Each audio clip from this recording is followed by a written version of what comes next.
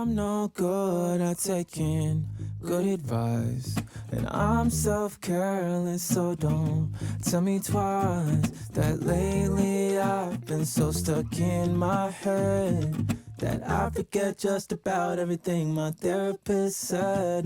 Maybe I'm self-helpless. Maybe I'm self-helpless. Maybe I'm self-helpless. Maybe we are all self-helpless. Hey everyone, welcome to Self-Helpless. I'm Delanie Fischer, and I just gotta say, I've been doing this podcast for a long time, years, almost 8 years, I believe.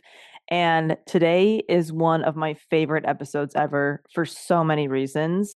If you feel like you've been outgrowing, old belief systems of yours, if you're in transition and you're doing, a 180 in your life or your business, maybe you've had a change of heart of some kind, or feel alone in your conviction about something, and the people around you, whether it's friends, family, your community, they just don't get you, they don't get it, and you don't even know where to start to take a tiny step in a direction that feels right to you. You're not really sure where to find community. This episode is absolutely for you, and it can be applied to just about anything. And a big message in this is the power of one little step, one connection, and having the courage to be the first to do something.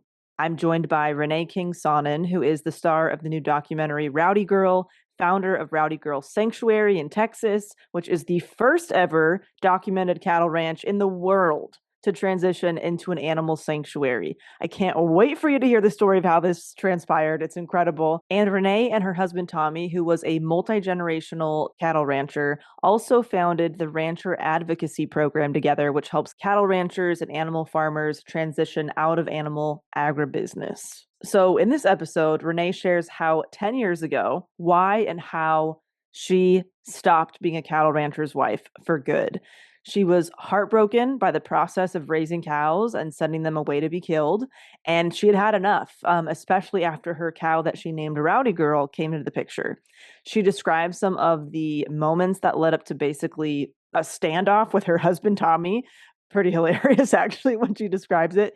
And the steps that resulted in Renee being able to buy the cows from her own husband and basically do an entire 180 on this ranch. Of course, Tommy eventually got on board too, and they just celebrated their 10-year anniversary of Rowdy Girl Sanctuary, where their property went from a place that used to raise cows for slaughter to not only rescuing those very cows, but becoming a safe haven for other farm animals, many of which have been surrendered by, you're not going to believe it, other cattle ranchers who finally felt like they had permission to share how awful they truly felt about this process too, once they heard about Renee and Tommy. Renee says that they are not just a sanctuary, they're a movement, and it's very apparent that Texas and the world at large will never be the same because one woman had a change of heart and the courage to say, hell no, we're not doing that shit anymore. So here is the bold, hilarious force of nature who is literally making world history, Renee King-Sonnen. What led you to becoming a cattle rancher, or cattle rancher's wife, as you've referred to yourself? Tommy and I were married years ago, so he wasn't a typical cattle rancher at that time. His family was in the cattle ranching business like for generations. Okay. But he was he hunted, he helped out, his family, on different occasions with their cattle ranch that they had, his grandpa and great grandpa and all. He Okay. bought the cattle ranch, followed in the footsteps of his forefathers, and bought a ranch, and there you go. Gotcha. Okay. So when you found yourself living and working on a cattle ranch, what was the day-to-day like? What are the logistics of that? So many people do not see that part of it. So how would you walk somebody through how it all works? So the day-to-day life on a cattle ranch. I was not a very good cattle rancher's wife. I didn't want to open gates, bale hay. I didn't want to help him, round up cows. It wasn't my cup of tea. I was doing my own thing, producing, my own shows at the time for Texas Women in Country Music shows. I was in real estate. I was just doing my own thing. And so life as a cattle rancher wife in the beginning was very frustrating to my husband. And I just ignored a lot of things. And then when Tommy got me involved in the cattle ranching business, it was when he came home one day and told me about these couple of baby calves that needed a mama.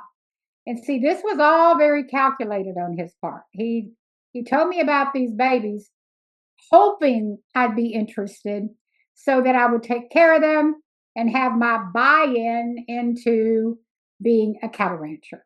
It all backfired, on him. And hey, it's a good backfire.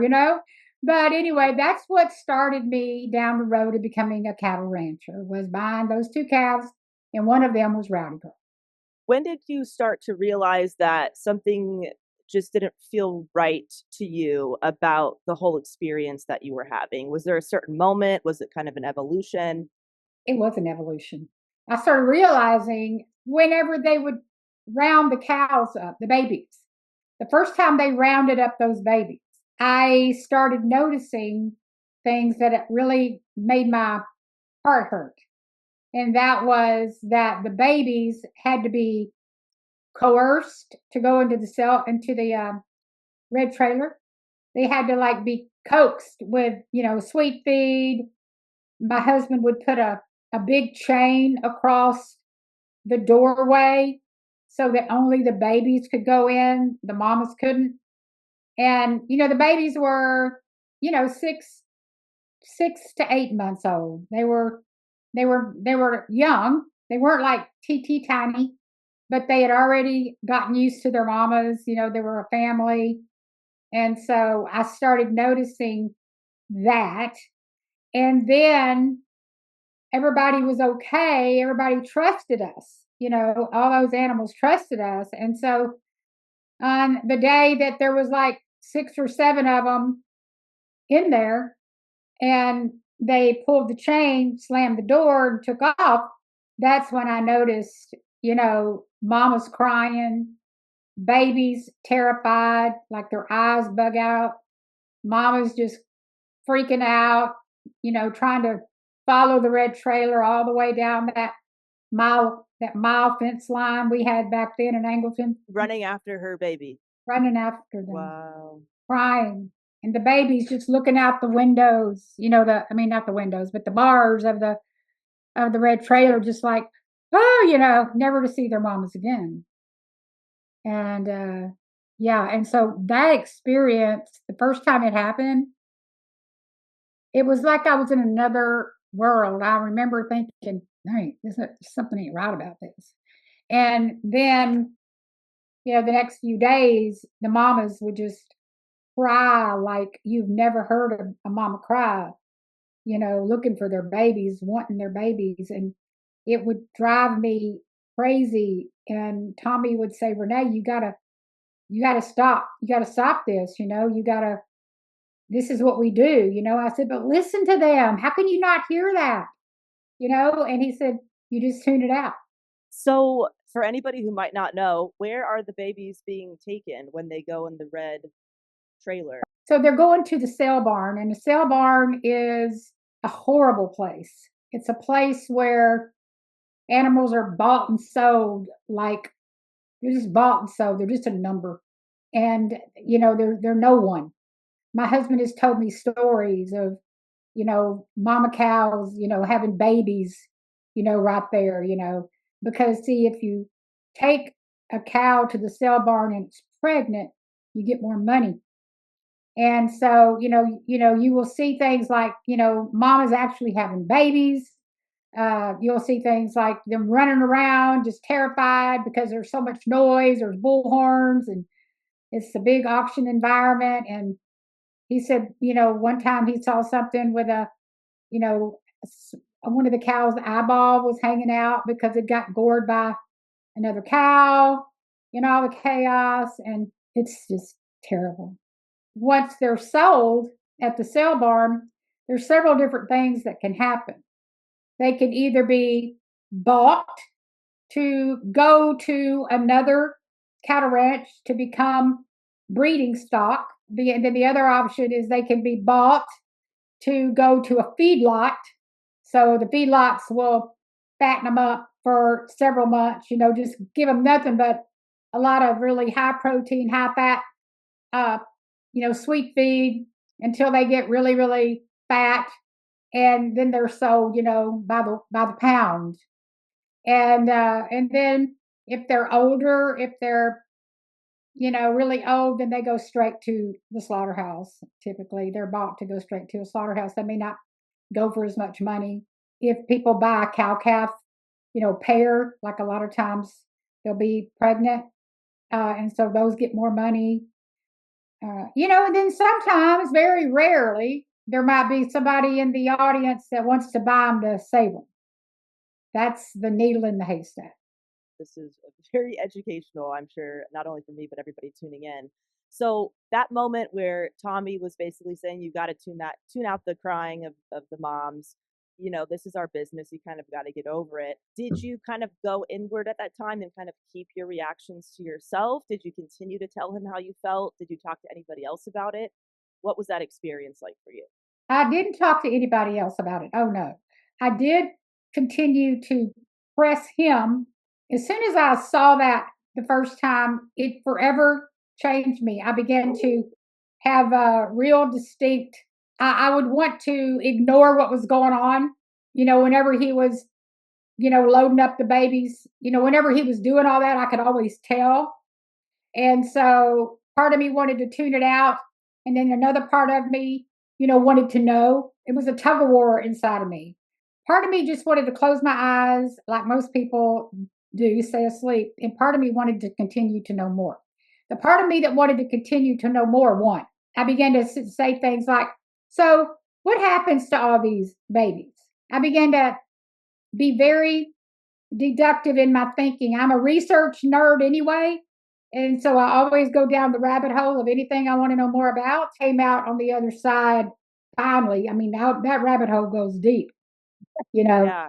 So what was the point where you obviously started doing your researching and you started learning more about what was going on to the point where you said, I can't be part of this anymore? How long of time had passed and what did that look like? It was about 4.5 years. Wow. Yeah. You don't wake up as a cattle rancher and go, I think I'm going to go vegan next week. Or I think Right. I think I'll transition to going vegan, honey. People don't even realize that I didn't even know I was going vegan the day I went vegan. I mean, cattle ranchers are not programmed in their mind to consider veganism as a way of life. I mean, come on. Right. Right. You defeat the purpose. And so the whole industry is pretty much geared to making sure you don't think that way. And so when I started doing all this research, I began to have a lot of panic attacks because I would watch these slaughterhouse videos over and over and over. I kept watching them. I would tell my husband, I would do research like, okay, what happens to baby calves when they're 6 months old? They get loaded up in a trailer and sold at sale barns. Put it in a Google search, and I would look at all these videos and I would tell my husband, look at this. And he would say, Renee, that's PETA propaganda. He told me that over and over and over. I wasn't really seeing the truth. I was seeing propaganda. Right, right. My husband tried to convince me, it's PETA propaganda. And, and so if there was any animal rights, organization we all knew, of course, it was PETA. Right. And it got all the bad raps, as it still does. Yep. But, whenever he would tell me that, I would go back and I would look at these videos and I would go, that looks real to me. That is not fake. And so I'd watch more and more and more, and I'd say, this is not fake. Anybody that's telling the truth, the other side is going to think, well, that's propaganda now. That can't possibly be true. A part of me really wanted to believe my husband was right. But then I was like, in my own consciousness, in my own heart, I was like, no, this is true. And he's wrong. If I could give you any wisdom out there, watch slaughterhouse videos, watch them.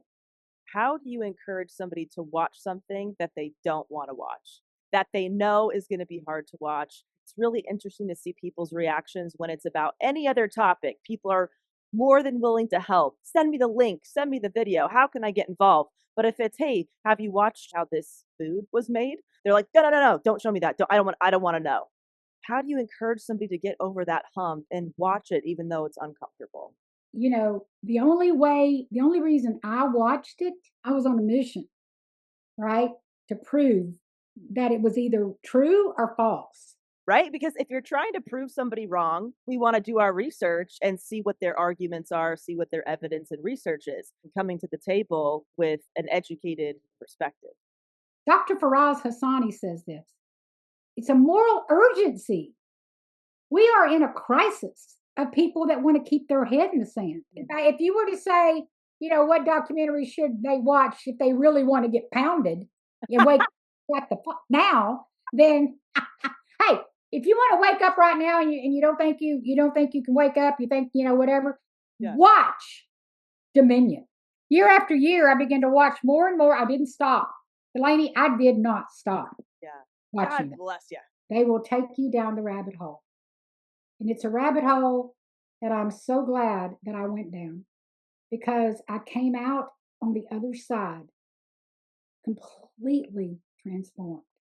The last video I watched before I went vegan, it was Halloween Day, 2014. I was watching slaughterhouse videos. It had become like something I don't know, I couldn't stop. And he walked in and said, Renee, we got to get ready. We got to get to my mother's house, My mother-in-law's name was Effie, God rest her soul. And every year at Halloween, we'd go over there and we had a big Halloween get together with all the kids, the in-laws, the outlaws, the kids in their costumes, big meals, and the family get together and they'd all sit outside in their lawn chairs and watch the little Halloween parade go by, the little block parade of Halloween costumes. Yeah. And so this particular Halloween, after I watched one of those slaughterhouse videos, I stumbled on Dr. Melanie Joy for the very first time. Dr. Melanie Joy's dissertation on carnism. Yes. So where they're all sitting around a table and they're enjoying their beef stew.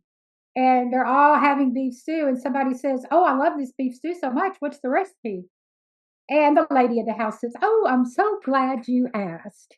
You start off with a pound of very young golden retriever.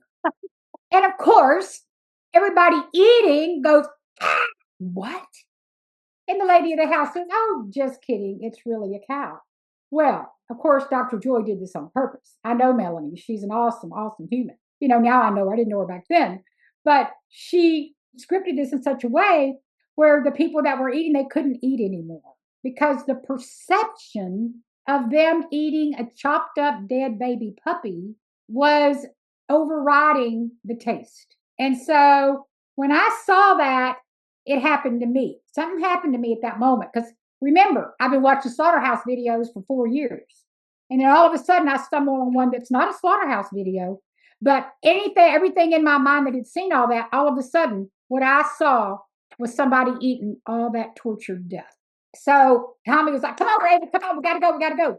And so we get in the car, we go, and I could not get that image out of my head. We get to my mother-in-law's house, walk in, all the costumes, all the kiddos, the in-laws, the outlaws, the food, and mother-in-law walks out with a big pot of beef stew.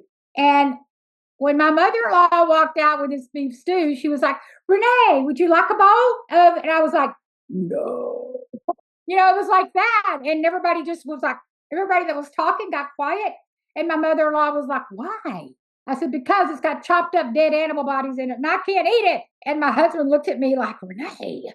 His mother's was like a very sophisticated Southern debutante type, and you didn't say that. And she said, oh, what did you say? And everybody in the room was like looking at me like that, even the kids. And I said, it's got chopped up dead animal bodies in it and I ain't eating it. My mother-in-law was like, oh, well, Renee, you can pick it out. And I was like, nope, there ain't no more picking it out for me. I promise you, at that moment, I didn't know I was going vegan, but I was vegan. Never to return. That night, I got on the website. I started looking for all kind of organizations, and that's how I started. The courage to speak up in that moment. How the heck did you muster that up, knowing that you're going to be the only person in the room that feels that way? You're going to be facing criticism and judgment, especially, I'm assuming, also in your community as well, in your business. How the hell did you do that? So, how did I muster up the courage? Yeah. I didn't even know it was required at that moment. What happened to me in that moment, it was like a call to ethics. The ethical ramifications of me eating that beef stew overrode everything. I mean, you wouldn't have to worry about having the courage to say, I'm not eating that baby's leg. That's a 6-month-old baby over there. Why would I want to eat its leg? You wouldn't have any problem saying that, would you? A cat or a dog, or yeah. And so that's what happened. It's like the ethical urgency overrode everything. It was like at that moment, what was in that bowl was just like a person to me.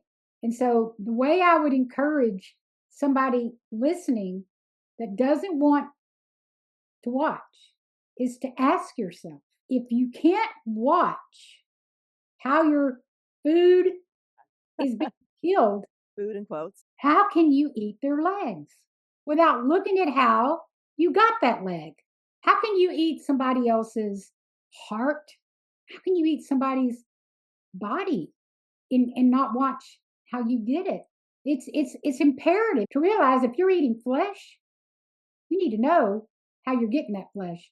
And so from that moment on, how did you end up raising money for the Rowdy Girl Sanctuary, telling your husband you're buying all his cows? I mean, walk us through that process. I mean, it's pretty incredible what you did. Yeah, there's a famous quote by Dr. Wayne Dyer. He has a quote that says, when you change the way you look at things, the things you look at change. So what happened for me, my perception changed. One day we were at cattle ranch. The next day, when I walked outside on November 1st, it was very foggy, surreal. It was like just at sunbreak. The sun was just coming up. And I could see the cows out with the fog drifting on top of them. And I looked around all by myself. I'm a very spiritually in tune person. I said, God, none of these cows will ever go to any sale barn again on my watch. I remember saying that. I remember getting down on my knees and I said, this is now sacred ground. I got up and I felt like I had a mission. I felt like I was on a mission. I didn't know where I was going. I had no idea. I'd never had a sanctuary, but I knew that I was going to have a sanctuary. So you came up with this idea in that moment, kind of a split second, like, this is the obvious answer. Yeah, it was just in that moment, I'm very spiritually led. All I knew is somehow, I've always been a good business person. I've always been an entrepreneur. I've never had a problem figuring out, solving problems. This was a big problem to solve. And I just knew when I got up and went back in that house, it was Katie bar the door. My husband was not going to sell them cows. And I told him under no uncertain terms would he ever take them cows to the sale barn again. My poor husband we're still married and he's vegan. I would run through my house with my head down because we literally had about 100 heads in our house with horns all over them and, eyeballs looking at you of all various types of deer and elk and, exotic deer stuff. I don't know. I mean, my husband was a hunter. Yeah. And so I just would run through like this because I went from living in a house where I really didn't pay that much attention to it to walking around seeing all those eyeballs looking right at me. And it really is true when you change the way you look at things, the things you look at change. I began to see things I'd never seen before, feel things I'd never felt before. And so I just told Tommy, we began to have big, big fights. I remember he was trying to load up those calves one time. He was going to load them up and take them to the sale barn. It was time. You got to do it or they keep having babies. They keep having babies. You got to pay for them. It costs a lot more money. You can't hang on to a bunch of cows and let them keep having babies. And so not unless you want to just, eat yourself out of a ranch because they're going to eat everything and you ain't going to have any room. And so I remember out there one day when he was talking to his partner, and his partner had left, and I went out there and I said, you take that red trailer up the road one more time. I said, I will follow you. I will drive up to that sale barn. I'll go in there and buy them all back with your credit card. I will bring every one of them back home. And I said, you try me. He said, Renee, you stay out of my, he took his hat off, threw it on the ground. You stay out of my blankety blank business. And I was like, Tommy, this is no longer a business. These are lives. These are my family here. Them cows out there are just like my family now. He said, you've lost your mind. I said, yeah, I did. And I got a new one. And, yeah, there's even a verse in the Bible that says that, be transformed by the renewing of your mind or something like that. And so I threw that at him. And I am the kind of person now that sees these animals just like I see you. You stand in my way, you'll have to mow me over with your truck or pick me up at the police station because I will be your worst nightmare. I'll get a bullhorn, I'll get signs, I'll do whatever I got to do. And I didn't have any vegan friends. A protest of one. I love it, Renee. I love this.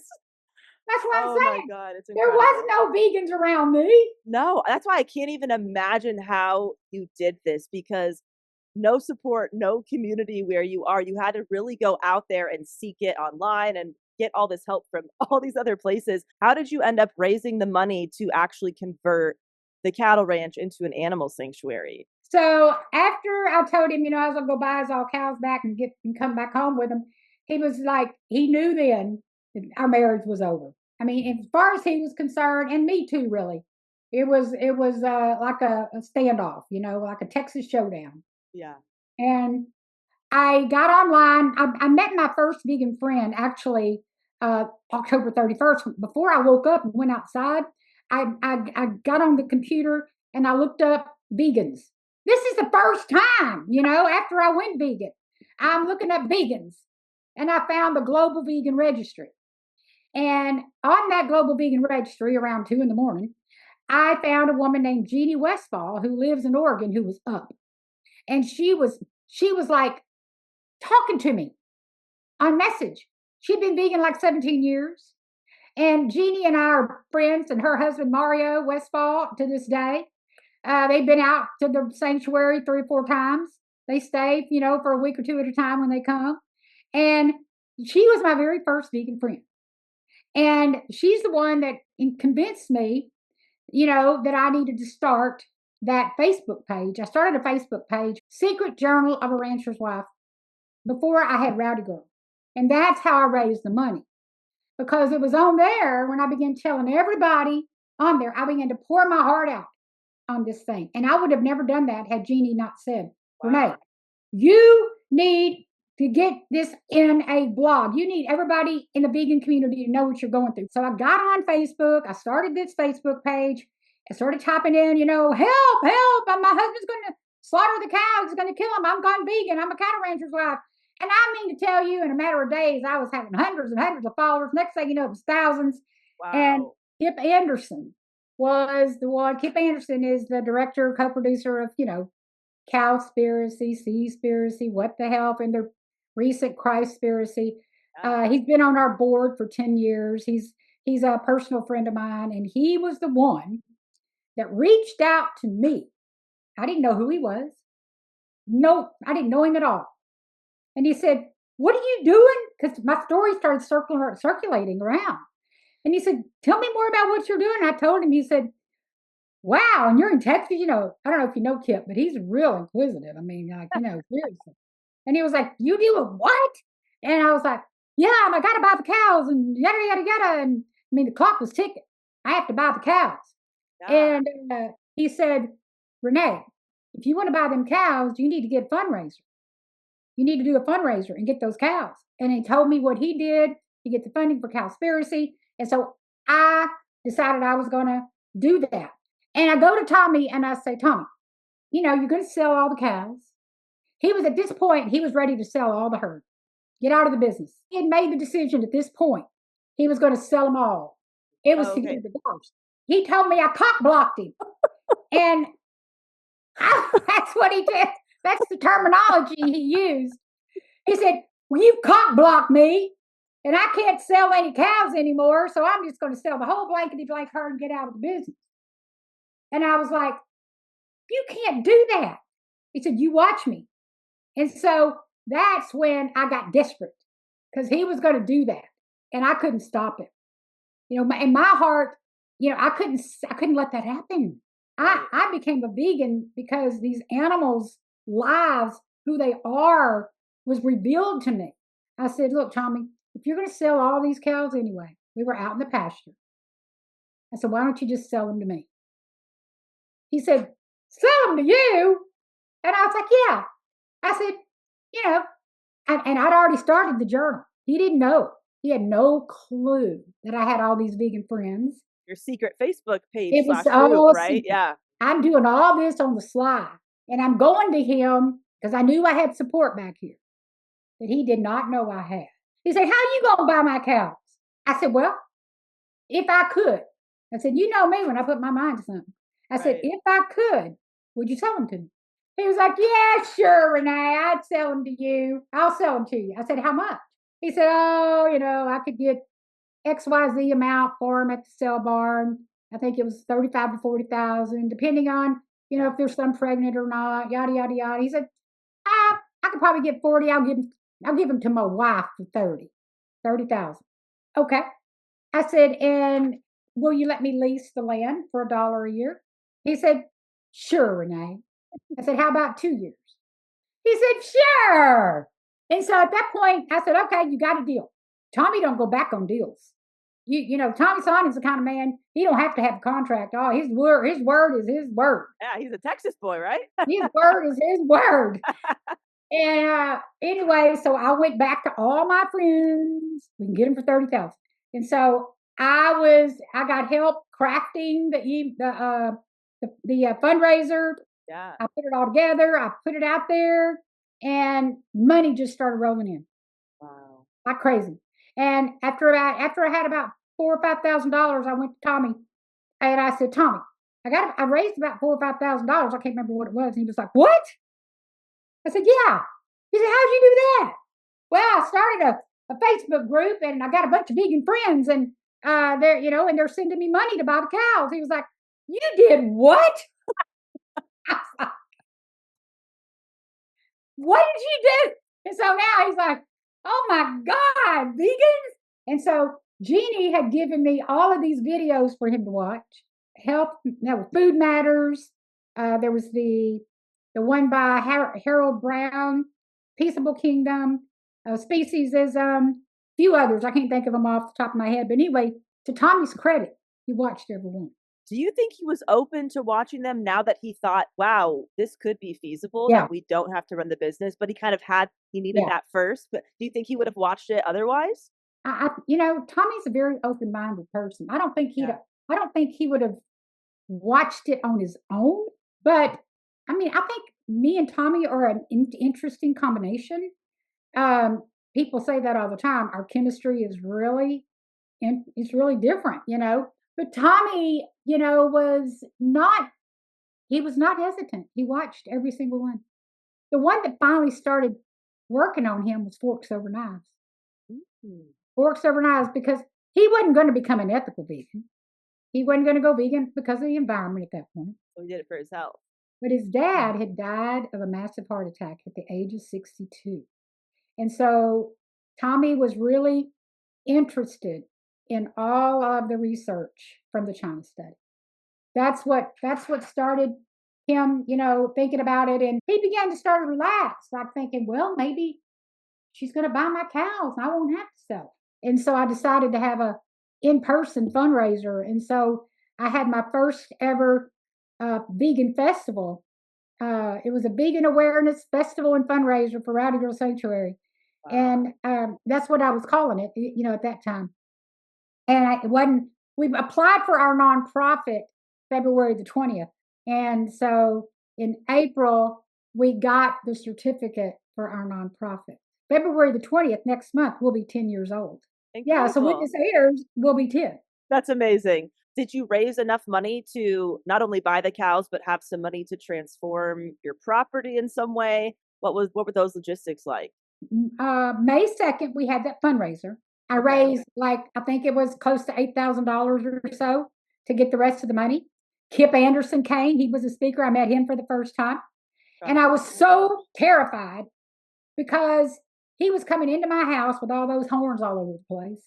And Kip came in and he was so relaxed. It was that day, May 2nd, 2015, that Tommy went vegan. Oh my gosh. So Yeah. you're saying, okay, so 10 years later, what is his perspective about all this now, 10 years later? He's so, so glad. I've got to watch him. I wish I would have had all these years a camera on Tommy so the world could see him through my eyes. From your perspective, what were the phases that Tommy was going through over the course of a decade? Well, his family, for one thing, we're all cattle rancher hunters. His nephew, Tommy, taught that young man to hunt when he was a little kid, barely able to. I think the gun was probably taller than he was. And so, family, tradition, culture. Um, one of the biggest, I think some of the greatest hardships was Tommy. Tommy is very tied to history and his past. And, he still has, the brands, the SON brand, the Sonnen brand, it's called SON. And so he has those brands. He has two of them.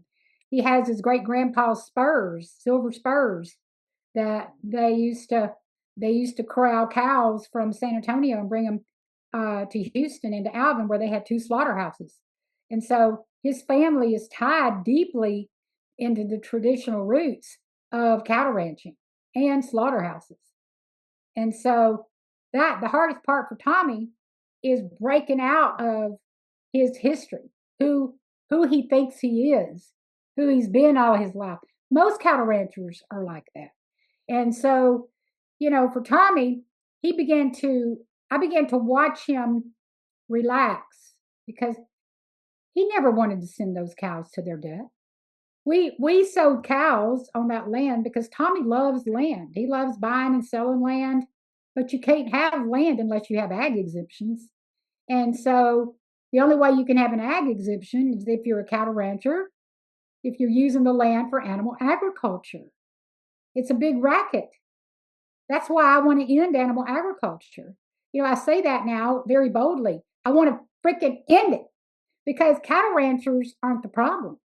The system, the system of violence in the animal ag industry is the problem. And that is one of the biggest issues that my husband had was tied to all of his roots. How do you do what you're going to do without an ag exemption? What are you going to do? What are other cattle ranchers going to do?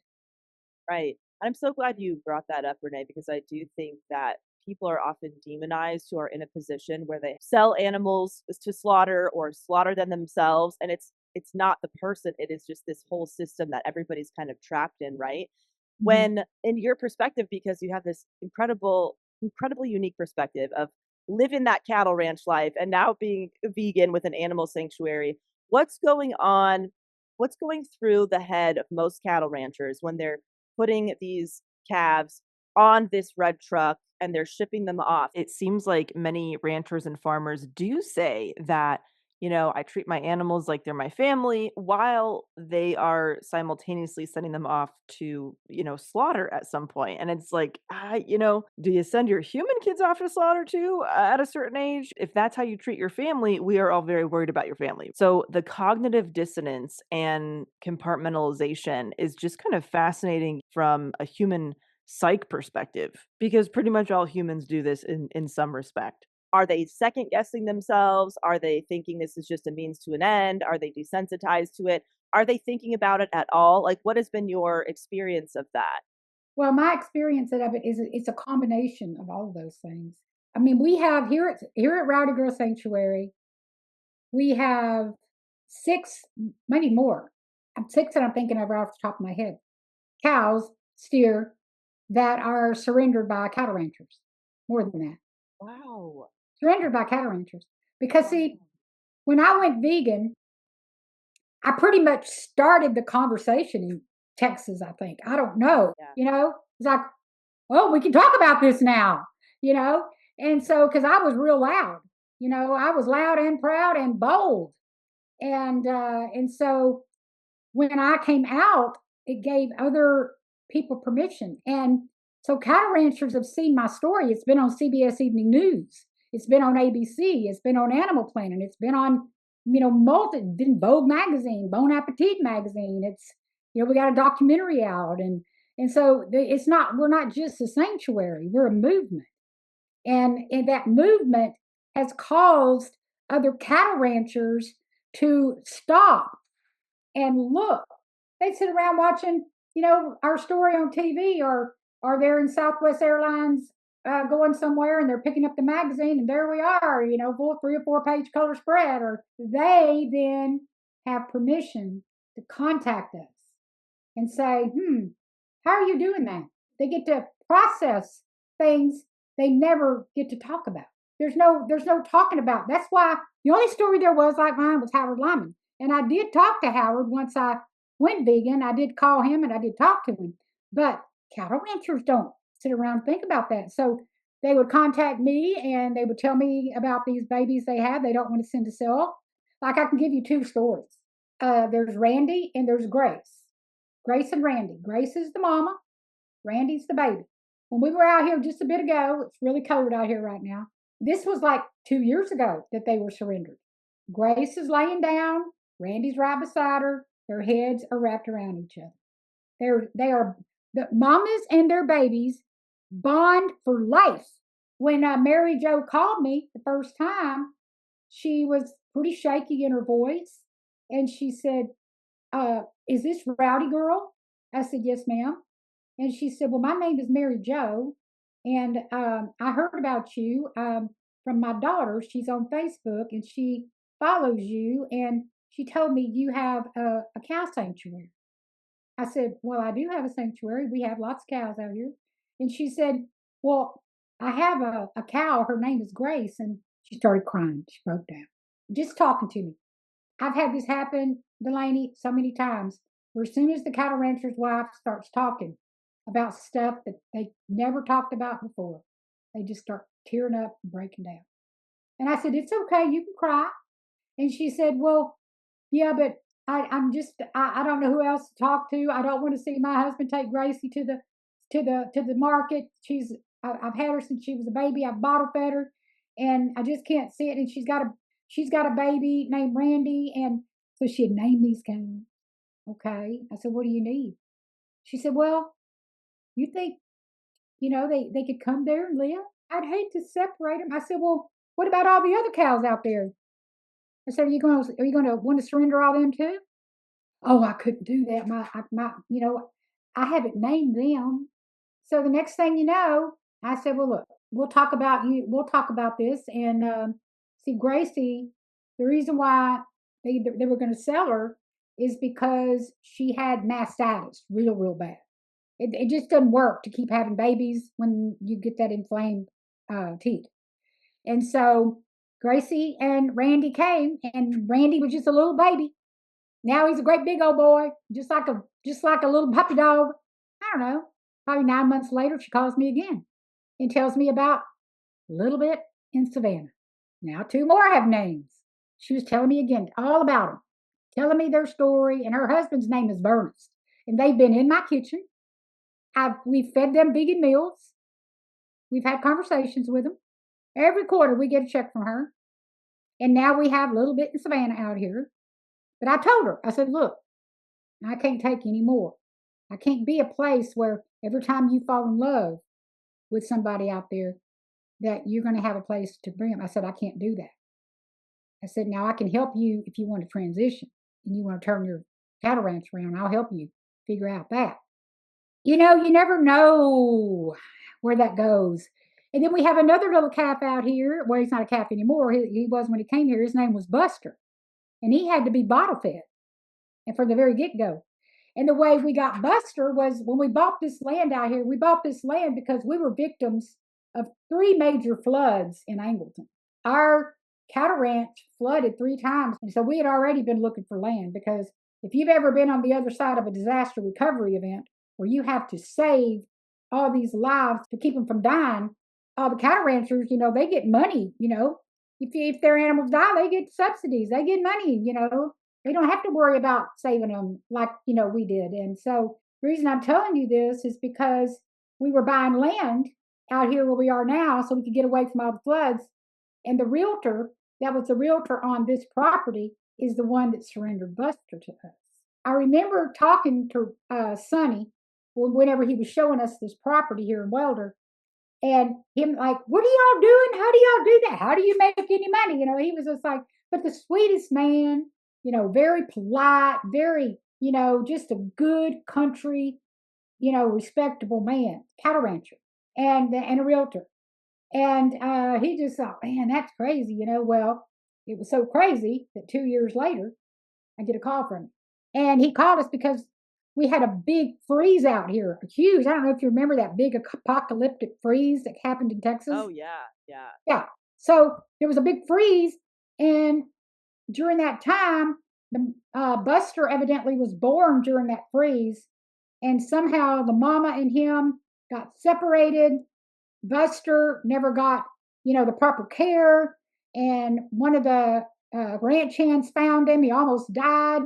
Sonny, who lives in a subdivision, just has a ranch off site, which a lot of cattle ranchers do, took Buster to his backyard, and he nursed him back to health. And he swears up and down that Buster is just like a chocolate lab. He calls me on the phone and says, "Renee, I know I didn't think I'd ever be calling you and telling you this. I have a calf named Buster. I swear to God, Renee, he is like no other cow I've ever known." And he told me all about Buster, how Buster nuzzles up to him. He just like is tame and sweet. I said, "Well, have you ever brought any of the other calves home?" He said, "Well, no." I said, "Well, if you bring all them home, they're going to be just like Buster." Right. Buster is now almost 5 years old, living his best life out here, just like a big puppy dog. Sonny has been out here to visit. Mary Jo comes out here and visits. Wow. So how do we get along with cattle ranchers? We do. We have fences built by cattle ranchers. We buy hay from cattle ranchers. We're not the enemy. They're not the enemy. Right. But if you are a cattle rancher at heart, like that's where you came from, you can have a real unique perspective. You understand them. They don't feel intimidated. We get to have those conversations. I'm not one of these that responded to go vegan. I became a vegan because the ethics of who I was eating became really, really loud.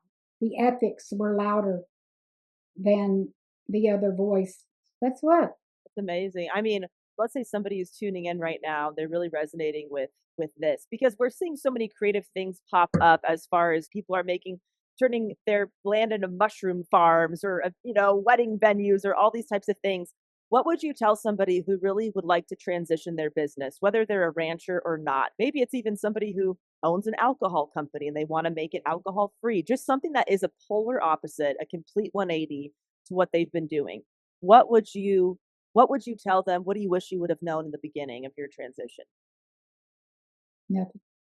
Because I'm afraid that if I would have known anything different, it would not happened this way. I love that answer. I don't think it would have happened. I don't think I'd be on this call with you. I don't think I'd have a sanctuary. If you are not desperate like I was, and you have the luxury of time, you have the luxury of, being able to, write a business plan and a marketing plan. You have the luxury of getting all your data and your proverbial little ducks in a row. Then, yeah, do that. I can't do that. Tommy will kill the cows. If I leave here, Tommy will kill the cows. Oh. I didn't have the luxury. It ain't easy. Our hay cost out here is about $40,000 a year, just hay. That's not animal care staff. That's not vet care. The protocols you have to have in place, the extreme weather conditions. It's not easy fundraising. The animals' lives have to come first. How is it compared financially to running a sanctuary versus being a cattle rancher? we do better as a sanctuary. It's taken time, but we don't make any money. We're not a profit center. We're a nonprofit. And so Tommy, when he was a cattle rancher, he also worked at Dow Chemical. And so that was his full-time job. Cattle ranching was part-time for him. He was the whole point of having the cattle ranch was so that he could have the ag exemption and have a lot of land. And so that when he retired from Dow, he would have, like more money in his portfolio. Tommy was also in the hay business back then. So, he had all the equipment. And so him and his partner, Robert, who's also passed on, they would go and, all these other neighboring ranches and they would bale hay and they would sell hay. And hay, is a good little side gig to have if you're a cattle rancher. And so it's very different, Yeah. Is there anything that we did not cover today that you think is important for people to know? People who are resonating with your story, or just any words of wisdom you want to share with people? To thine own self be true. I had a massive spiritual awakening on a Texas cattle ranch. And if I can do it, so can you. Renee, you are such an inspiration. I feel so inspired talking to you and learning about your story. And I think for anybody tuning in who's ever felt like they're the only one in the room or their family or their community who feels a certain way and they feel like they can't speak up, I think you are changing that for a lot of people. So where can people find you? Can they reach out to you to ask you questions? How can they support Rowdy Girl Sanctuary, watch your film? I'd love to talk to him. I would love to. I would seriously love. You would not get any condemnation from me. Yeah. RowdyGirlSanctuary.org. Our social media. We're on every platform: Instagram, Facebook, Twitter. We're even on Blue Sky now, so you can find us. And we are growing. We have a growing team. You can go to RowdyGirlFilm.com and learn more about the documentary. Big ways to support us. I always tell everybody that the greatest way is to become a member of the Rowdy Club. It's just we have almost 800 members now, and that membership that's sustaining. And when people donate every month, whether it's $5 or $50 or $200, I think that's the highest membership that we have right now. Those members that donate every month are the lifeblood. They're the runway of support that keeps us able to breathe so that we can do the big audacious things like build a medical treatment facility, which we're building right now. We're going to be taking care of aging bovine right here so we don't have to put them in trailers and take them an hour away to large animal vets in the food department. So, there's no large animal vets around here that treat, aging bovine like we do. They treat them like food. Our membership gives us the ability to do capital campaigns so that we can continue to be the good stewards, the caretakers for the animals on the ground, and so that I can continue to be a voice, not only here, but out there, because I'm being asked more and more and more to speak internationally. I don't like to travel, like I don't like getting in a plane, but I like it once I get there. As I love spreading the rowdy word. The rowdy word! And of course, the book, Secret Diary of a Cattle Rancher's Wife, is being considered right now by a world-class publisher. Yes. What a lady. My gosh, I feel on freaking fire after that episode. I think because women are often dismissed, especially in business, and especially women of a certain age are even more dismissed. And I think this just makes what Renee has done even more inspiring to me personally, and just all the obstacles they've overcome together. It's really amazing. This episode reminds me of a couple things. Number one, that quote, I think it's a quote from Jamie Kern Lima that says, "You're not crazy, you're just the first." I mean, how perfect for this episode. Just because nobody's done it before doesn't mean it's not worth doing. And now so many people have been inspired by Renee, transitioning their own lives and businesses. And it also reminds me of the conversation I had with author Amy McNee about choosing the kind of hard you want. Renee shared about the challenges of being a cattle rancher and also the challenges of running a sanctuary. You know, there are challenges no matter what path you decide to take. So you may as well do the thing that actually feels right to you and actually brings you joy. So I hope you enjoyed these insights Renee shared today and can apply them to your own life and your goals, especially if you feel like you're in an impossible situation right now. Go check out Rowdy Girl Sanctuary. She has some really awesome and entertaining stuff on the website. And I'll talk to y'all soon. So glad you tuned into Self-Helpless. If you felt supported by this or past episodes, there are a couple ways you can help the show. Feel free to share it with a friend who may enjoy the variety of discussions we have here. Also, you can become a monthly or annual supporter of the podcast on Patreon at patreon.com/selfhelpless. That's where you can pitch and vote on topics, submit questions for special guests, or be a silent supporter and not participate in any of that. 100% of Patreon and merch proceeds go directly to operating expenses that not only keep the show going through thick and thin, but also keeps it accessible to all with minimal ads. If you want to show a little extra lovin', you can leave an Apple Podcast review or send an email to share how Self-Helpless has impacted you. All of this info and more goodies can be found at selfhelplesspodcast.com. All right, love you big time, and thank you so much.